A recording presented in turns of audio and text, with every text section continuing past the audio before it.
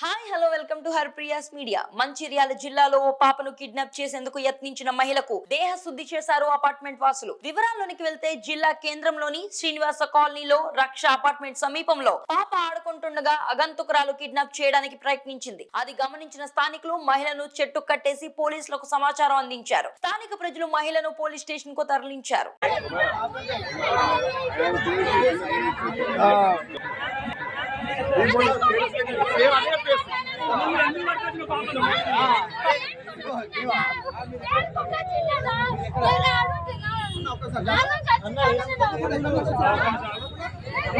మన Mancherial ACC place